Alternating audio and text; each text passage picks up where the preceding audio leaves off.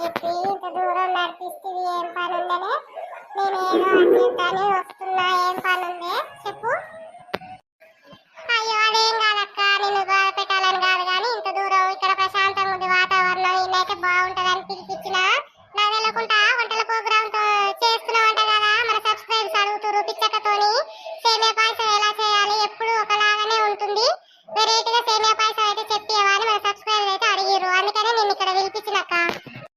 ఓస్ని pass గారా దానికోసం ఇంత దూరం పిలిపిస్తేవాని చేతగాన్ని నడిపిస్తే ఆడికొస్తే అయిందే అది కాదు పిచ్చక్క ఇన్నైతే ఎంత బాగుంది చూడు పూల తోట ఇల్లు ప్రశాంతంగా ఉంటదని పిలిపించినక్క. ఇలాంటి ప్రశాంతత ఇప్పుడు ఈ కాలంలో ఎడ దొరుకుతుందక్క చాలా అరుదుగా దొరుకుతుంది మనకి. అవును కానీ పిచ్చక్క వంటలు చిట్కాలు చెప్తున్నావంట కదా మరి మన సబ్స్క్రైబర్స్ కి అయితే సేమియాలు ఎప్పుడు ఒకలాగానే చేసుకోకుండా వెరైటీగా ఎలా చేసుకోవాలో నువ్వైతే ఈ రోజు మన వీడియోలో తెలపాలక్క.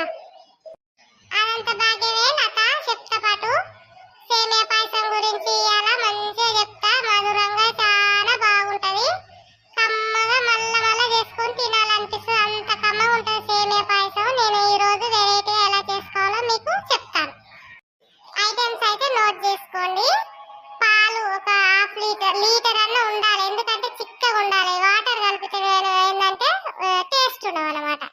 నీళ్ళు ఎక్కువ పోసి టేస్ట్ లేవమ్మా అంటే బాగుండదు కదా.